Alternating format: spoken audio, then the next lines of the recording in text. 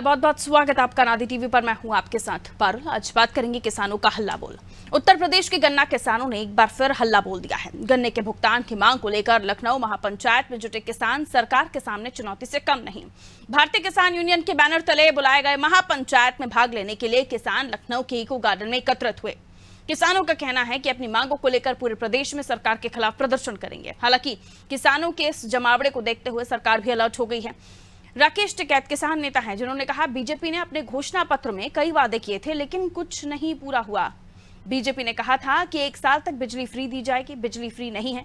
गन्ने का भुगतान और आलू की समस्या है, बाजरे की समस्या है, फसल के रेट आधे रेट पर बिक रही है। बिजली के नाम पर किसानों को परेशानियों का सामना करना पड़ रहा है, उन्हें लूटा जा रहा है, ये तक आरोप वो लगा रहे हैं।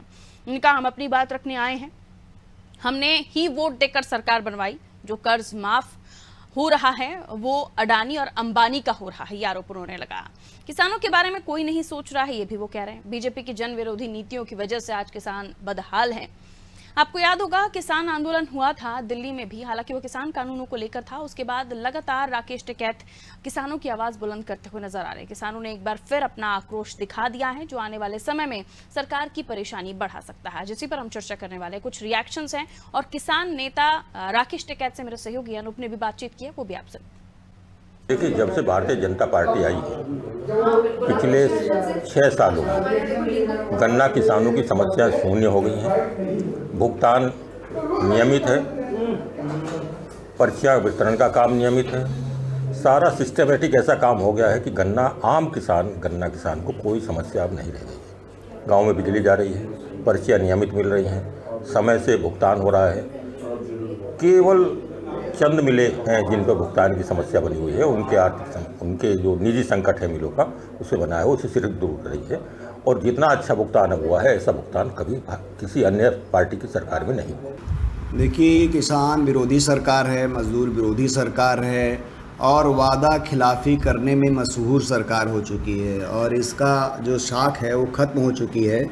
किसानों को भी समझ में आ गया है कि ये इनके सारे वादे जो है वो बेमानी साबित हुए हैं और सड़क पे आकर के लड़ना ही पड़ेगा। और हम ये जानते हैं कि जिस तरह से हमारी ये सरकार जो है किसानों को गुमराह कर रही है, तो किसान बहुत दिनों से ये अपनी मांगों पे जो लगातार जो है अपना ज्ञापन और ये सब कर रहे थे, मांगे मान रहे थे, लोगों से अपेक्षाएं कर रहे थे और उनकी अपेक्षाएं पूरी नहीं, उनको सड़क पे अंततः उतरना ही पड़ा। और ये सारी मांगें आज की नहीं हैं, बहुत पहले से हैं और ये पूरी तरह से बेनकाब हो चुकी सरकार है, किसान विरोधी सरकार है। इस रूप में ये सरकार को सब लोग जान चुके हैं। मौजूदा सरकार में चाहे वो मोदी हो, योगी हो, उन्होंने उस अन्नदाता को भिखारी बना दिया।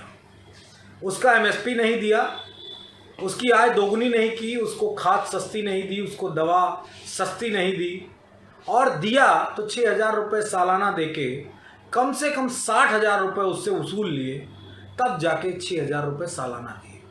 महंगा पेट्रोल दिया, महंगा डीजल दिया, महंगी गैस दी, महंगा टैक्स लगा के ट्रैक्टर की कीमत कर दी। तो निश्चय ही योगी मोदी जी जनता जान चुकी है और जाग चुकी है। खैर, आप भटकाऊ राम के रूप में आपको मैं प्रचलित कर रहा हूँ, चाहे वो योगी हो चाहे मोदी हो, इनका नया नाम भटकाऊ राम। ये मुद्दों से भटका के अपनी सत्ता को बनाए रखना चाहते हैं। जनता जल्दी ही जवाब देगी। किसान नेता राकेश टिकैत जी हमारे साथ है। सर, जिस तरह से आज महापंचायत हो रही है, 2022 के चुनाव से पहले भी यहाँ महापंचायत हुई थी, मैं खुद मौजूद था। लेकिन क्या लगता है जो महापंचायत पहले हुई थी चुनाव से पहले और ये फिर 2024 का चुनाव आ रहा है, क्या किसी तरह का दबाव है? ऐसा नहीं है कि चुनाव से पहले हम कर रहे समस्या है, तो ये पंचायतें होती रहती है, हर साल पंचायत होती है। अगर चुनाव हर साल आ रहे तो उसमें हम क्या करें? नहीं, जिस तरह से लखीमपुर कांड हुआ था उसके बाद भी लगातार आप लोग किसान पंचायत कर रहे, तो यहाँ बहुत बड़ा आंदोलन हुआ था। संयुक्त मोर्चे की मीटिंग यहाँ पर हुई थी, तो आज भी ये मीटिंग हो रही है। लोकतंत्र में, देश के लोकतंत्र में भीड़ तंत्र से ही अपनी बात कह सकते हैं। सरकारों को इस भीड़ को देख के किस मुद्दों पर भीड़ आई उस पर बात करनी चाहिए। आज महापंचायत का मुद्दा क्या रहेगा? मुद्दा ये जो घोषणा इन्होंने की थी उस घोषणा को पूरा करो। बिजली फ्री दो, गन्ने का रेट बढ़ाओ, आलू के किसान की जो समस्या है समाधान करो, जो फसलें एमएसपी से नीचे बिक रही, कानून लेकर आ जाओ क्या ना। ये वादा किया था करने के लिए? वादा तो कर ही रखा है ना, वादा तो रोज बोल रहे हैं, कहाँ हम कर रहे हैं किसानों के लिए। सरकार मिले, इनसे बातचीत करे। देखिए, आप राकेश टिकैत जी हैं, जिनका साफ कहना है कि सरकार ने जो वायदे किए थे वो वायदे सरकार पूरा करे। वीडियो जर्नलिस्ट अनिल सैनी के साथ अनूप चौधरी, अनादि टीवी, लखनऊ। शिल्पा दीक्षित प्रवक्ता है कांग्रेस से हमारे साथ जुड़ी हुई हैं। केसी जैन साहब प्रवक्ता भारतीय जनता पार्टी से हमारे साथ जुड़े हुए हैं। मिशम जदी नेता समाजवादी पार्टी से हमारे साथ जुड़े हुए हैं और कमलेश यादव किसान नेता हैं, हमारे साथ जुड़े हुए हैं। आप सभी का स्वागत करते हुए अब चर्चा की शुरुआत करेंगे और ये समझने की कोशिश होगी, क्योंकि अभी टिकैत साहब को आप सुन रहे थे, उन्होंने कहा कि भीड़ तंत्र अगर सरकार को दिखाई देता है तो भीड़ देखकर सरकार समझे किस मुद्दे पर उन्हें बातचीत करनी चाहिए। बहरहाल किसानों का मुद्दा नया नहीं, पुराना है और किसानों का मुद्दा इससे पहले जब दिल्ली में गूंजा था तो किसान कानून को लेकर बात हुई थी और वहीं पर ही तमाम मांगों पर हामी भरते हुए सरकार ने कहा था कि कमेटी बनाई जाएगी, लेकिन उसके बावजूद भी धरातल पर अभी तक किसानों के हाथ खाली हैं, ये कहना है किसानों का। चलिए चर्चा की शुरुआत करते हैं। शिल्पा दीक्षित जी हमें दिखाई दे रही हैं। शिल्पा जी स्वागत आपका। केसी जैन साहब दिखाई दे रहे हैं, आपका भी स्वागत। मिशम जदी साहब दिखाई दे रहे हैं, कमलेश यादव जी भी हमें दिखाई दे रहे हैं। आप सभी का स्वागत करते हुए सबसे पहले मैं भारतीय जनता पार्टी के पास ही जाऊंगी। केसी जैन साहब, टिकैत साहब कह रहे हैं पहले भी तो वादे किए थे, वादे तो आप करते हैं लेकिन वो वादे पूरे नहीं हो पाते और किसान महापंचायत तो उनकी होती रहती है, कुछ नया नहीं है। लेकिन ये जरूर नया है कि वो फिर कह रहे हैं कि अगर नहीं होगी सुनवाई तो दोबारा से आंदोलन की तरफ जाएगा उत्तर प्रदेश का किसान। क्या कहिएगा? देखिए पारुल जी, मुख्य बात यह है कि टिकैत जी किसान नेता हैं और किसानों की वो राजनीति करते हैं, तो किसानों के लिए मुद्दे भी उठाएंगे, नहीं तो फिर उनकी राजनीति करने का मतलब क्या रह जाएगा। लेकिन हाँ, भारतीय जनता पार्टी की सरकार में वो चाहे गन्ना किसानों का भुगतान हो या आलू किसानों का भुगतान हो या फसलें, सारी की सारी फसलों की बम्पर खरीदारी हुई समय समय पर और उनका भुगतान भी किया गया है। अब गन्ना किसानों को लेकर के जो बात टिकैत जी कह रहे हैं, जिस समय समाजवादी पार्टी की सरकार थी 2017 तक और 2017 में भारतीय जनता पार्टी की सरकार आई तो 22,000 करोड़ रुपया गन्ना किसानों का भुगतान बकाया था, जिसको करने का काम उत्तर प्रदेश की योगी वन सरकार ने किया। और अभी 2022-2023 के वर्ष में लगभग 1,15,000 करोड़ रुपए का किसानों को भुगतान होना था, जिसमें से 1,05,000 करोड़ का भुगतान किया जा चुका है। और होता क्या है कि 5 से 10% प्रति वर्ष जो कंपनियां हैं, जो कंपनियां खरीद करती हैं, वो अपने टर्नओवर में 5 से 10% की जो भुगतान होता है वो अगले वर्ष पे करती हैं, क्योंकि उनकी पूरी लागत लगती है और साथ ही साथ जो कर्मचारी हैं उनको वेतन बांटना है, किसानों का भुगतान भी करना है। यानी कि 90% से 95% भुगतान जो किसान है उनको कंपनियां कर देती हैं ऑन द टाइम, जिसमें से 1,15,000 करोड़ रुपए का किसानों से गन्ना खरीदा गया, जिसमें से 1,05,000 करोड़ रुपए का भुगतान किया जा चुका है। पहली बात। दूसरी बात ये कि 65,000 करोड़ रुपए प्रतिवर्ष किसान सम्मान निधि के रूप में किसानों को दिया जा रहा है। क्या इस तरीके की कोई योजना पहले आई? क्या समाजवादी पार्टी इस तरह कोई योजना लेके आई? क्या कांग्रेस लेकर के आई? किसान क्या कह रहे हैं आपकी बातों पर? कमलेश जी जुड़ गए हैं क्या हमारे साथ? कमलेश जी स्वागत आपका, सुन पा रहे हैं आप मुझे?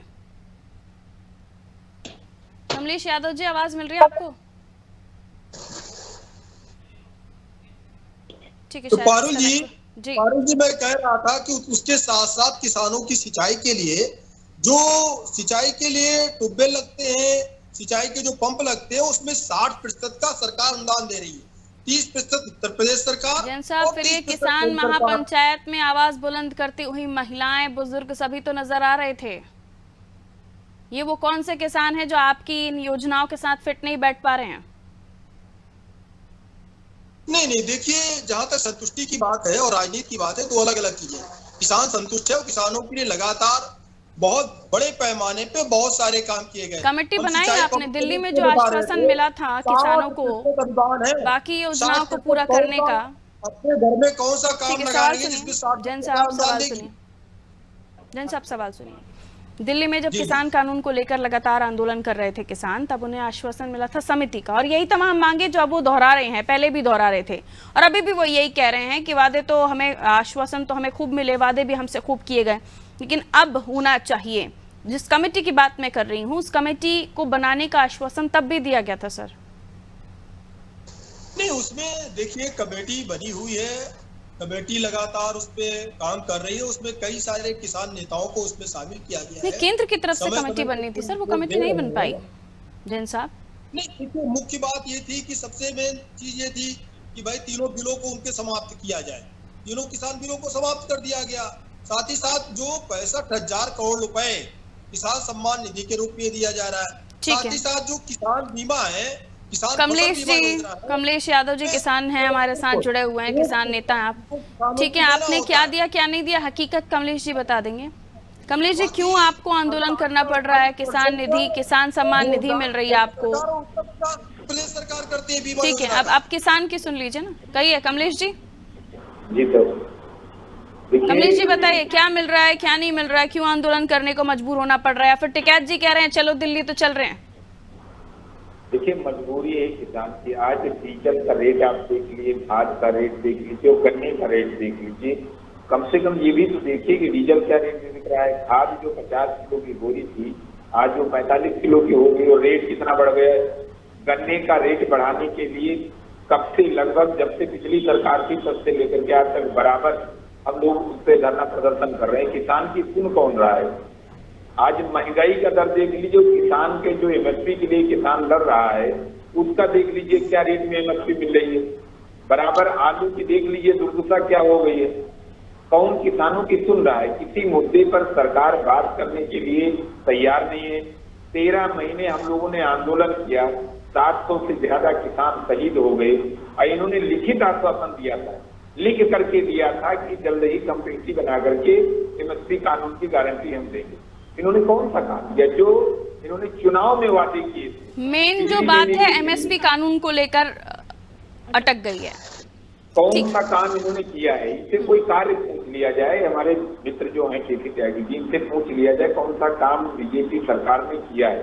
किसान की मजबूरी है आंदोलन करना, और किसान अगर वोट देता है तो किससे कहेगा? हम पिछली सरकारों से थोड़े मुद्दे उठाएंगे, बात तो आपसे ही कहेंगे, सवाल भी आपसे करेंगे और जवाब भी आपसे ही मांगेंगे। ठीक है, फिर भी सरकार सुनने के लिए तैयार नहीं हो रही है।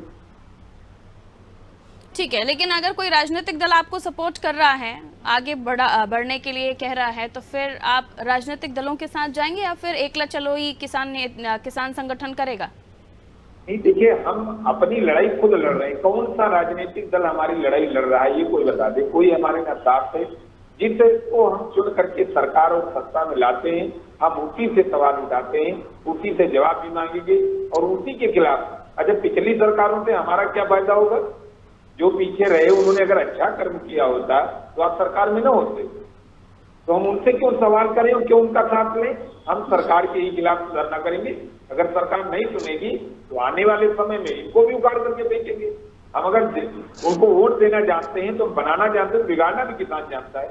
ये तो एक और आरोप लग रहे हैं आप लोगों के ऊपर कि चुनाव आते हैं, आप लोगों को ये आंदोलन और मांगे, ये सब सारी चीजें बाहर निकल कर आने लगती हैं। इस पर छोटा सा पूरे 5 साल बीत गए, ना कोई सांसद, ना कोई मंत्री, ना कोई विधायक। गांव के हालात देख लीजिए, अपने लखनऊ के बगल में 12 मिनट जाके देख लीजिए, 1, 2, 4 नहीं है, कई 100 किलोमीटर तक पूरा शहर, पूरे ग्रामीण एरिया डूब गया। कौन सा मंत्री गया, कौन से मदद कर रहा है? ठीक है, लौट रहे हैं आपके पास। मिशन जैदी जी हमारे साथ जुड़े हुए हैं सपा से, लौट रहे हो कमलेश जी। जैदी साहब, साथ तो किसानों को किसी का नहीं मिला। पिछली बार भी हमने देखा था कि किसान खुद भी नहीं चाह रहे थे कि राजनीतिक दल उनके साथ आए, वो राजनीतिक आंदोलन नहीं बनाना चाह रहे थे। अभी भी किसानों का ये आरोप है कि इनके मसलों पर बात नहीं होती। ये सदन में भी किसानों के मुद्दों को उठाया नहीं जाता। दल कितने भी बातें कर ले, लेकिन उतनी वजनदारी से सदन में इनके मुद्दों को रखा ही नहीं जाता। इसलिए कहते हैं राजनीतिक दल हमारे साथ आते ही नहीं है, और इसलिए तो आपको हटाया था, वो खुद ही कह रहे हैं।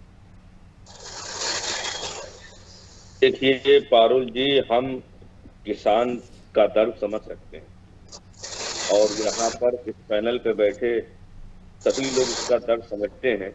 मुझे लगता है कि शायद भारतीय जनता पार्टी के प्रवक्ता हमारे भाई केसी जैन जी हो सकता हो इस दर्द को नहीं समझ पाते हो, तभी वो अक्सर किसानों के ऊपर ये आरोप लगाते हैं कि ये परजीवी हैं, ये आंदोलन जीवी हैं, ये देश से बाहर से आए हुए आतंकवादी हैं। तो इस तरह के इल्जाम लगाना मुझे लगता उचित नहीं रहता है किसी भी सरकार के लिए। और रही बात जो आपने कही कि राजनीतिक पार्टी वाली बात, तो अभी एक किसान भाई ने हमारे कहा कि हम किसी भी राजनीतिक पार्टी को लेकर के इसे राजनीतिक मुद्दा नहीं बनाना चाहते। जब वो इतना दूर है राजनीति से, तब केसी जैन जी ने अभी आपके सवाल का ये जवाब दिया कि जो किसान आंदोलन कर रहे हैं वो राजनीति से जुड़े हैं, जो किसान आंदोलन कर रहे हैं वो देश के लिए नुकसानदेह हैं, हमारे दुश्मन हैं, देश के दुश्मन हैं। तो आखिर ये समझ में नहीं आता है कि देश के अंदर किसान अगर आंदोलन करे तो वो देश का दुश्मन। ये एग्जाम्पल मैंने दिल्ली आंदोलन को लेकर दिया था, आपको करेक्ट कर देती हूँ, अब आप अपनी बात जारी रखिए। देखिए, दिल्ली आंदोलन हुआ जो किसान, वहां भी किसान ही गए थे। मैं सभी वही की बात मैं सबकी बात कर रहा हूँ। वहां पर भी जो किसान गया, उसकी जाने गई, किसानों की गई, किसानों ने 13 महीने तक आंदोलन किया। तो इसके जवाब, इनके बड़े राजनेताओं के जवाब उनके लिए किस तरह थे, कितने अपमानजनक जवाब थे। और आज के हालात देखिए, उत्तर प्रदेश में किस तरह से वकील अपनी मांग कर रहे हैं, तो उनकी मांगे नहीं सुनी जा रही हैं। करेंगे अभी शिल्पा जी को मैं कर लेती हूं। सिर्फ पूंजीवादियों की, बड़े बड़े पूंजीवादियों की, अडानी अंबानी जैसे लोगों के हमारे देश का अन्नदाता कहता है शिल्पा जी कि कर्जे पे कर्जा होता जा रहा है लेकिन कर्जा चूक नहीं रहा है। और सत्ता पक्ष का ये कहना है कि उनकी तरफ से किसान सम्मान निधि जैसे और भी कई सारी चीजें हैं जो की जा रही हैं, लेकिन किसान का कहना है एमएसपी। अब समर्थन जब सदन में मांगा जाए तो मिलेगा या नहीं मिलेगा इस पर भी, क्योंकि हम देख रहे हैं कि हर मुद्दे पर सियासत हो रही है। और किसानों का तो कहना है कि राजनीतिक दल है ही नहीं उनके साथ, फिर चाहे विपक्षी पार्टियां हो चाहे सत्ता पक्ष की पार्टियां।